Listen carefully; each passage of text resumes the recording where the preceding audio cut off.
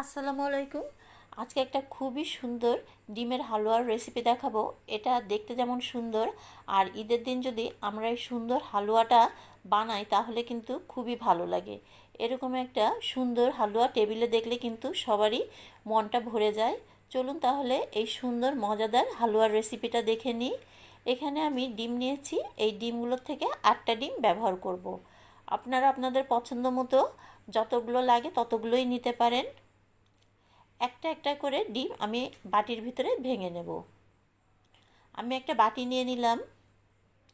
এরপরে আমি একটা একটা করে ডিম ভেঙে নিচ্ছি। আমি 8টা ডিম ব্যবহার করব। হালুয়া কিন্তু একটু বেশি করে বানালে ভালো হয়, কারণ সবাই খুবই পছন্দ করে। আমার 8টা ডিম ভাঙা হয়ে গেছে। এখন আমি এখানে প্রথমে দিয়ে দিলাম হাফ কাপ মতো চিনি। চিনিটা আপনারা আপনাদের পছন্দ মতো দেবেন। আমি কিন্তু আরেকটু চিনি পরে ব্যবহার করব। আমি এই চিনি দিয়ে ডিমটা কিন্তু খুব ভালোভাবে ফেটে নেব। ডিম কিন্তু যত ভালোভাবে ফেটে নেবেন হালুয়া কিন্তু তত ভালো হবে।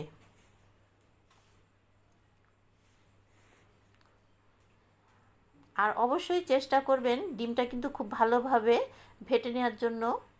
এখন আমি এখানে দিয়ে দিলাম 1 কাপ ঘন দুধ। আমি দুধ আরও ব্যবহার করব। এই দুধটা দিয়েও আমি কিন্তু খুব ভালোভাবে ফেটতে থাকবো। ঘন দুধ ব্যবহার করলে হালুয়ার স্বাদটা কিন্তু অনেক ভালো হয়। আমি আরেকটু দুধ দিয়ে দিলাম। এখানে মোট আমি হাফ লিটার দুধ ব্যবহার করেছি।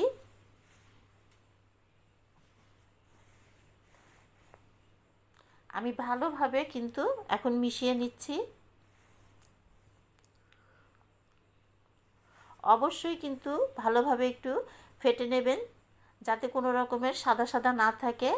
এখন আমি কড়াইতে দিয়ে দিলাম তেল, তারপরে দারচিনি, লবঙ্গ, তেজপাতা। এখন আমি দিয়ে দিলাম ডিমের মিশ্রণটা। তারপরে অনবরত কিন্তু নাড়তে থাকবো। এটা কিন্তু অবশ্যই অনবরত নাড়তে থাকবেন। আর ডিম কিন্তু খুব দ্রুত হওয়া শুরু করে। এই হালুয়াটা বানাতেও কিন্তু খুবই কম সময় লাগে। আমার ডিমের হালুয়াটা কিন্তু অনেকটা ঘন হয়ে গেছে। এখন আমি এখানে দিয়ে দিলাম একটু ইয়েলো ফুড কালার।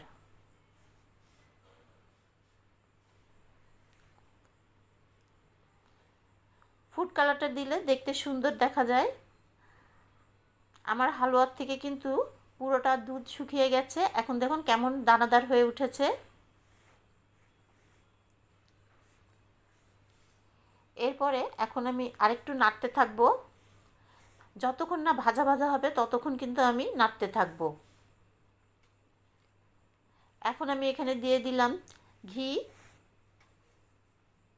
ঘিটা দিলে হালুয়ার ফ্লেভারটা খুব সুন্দর হয়।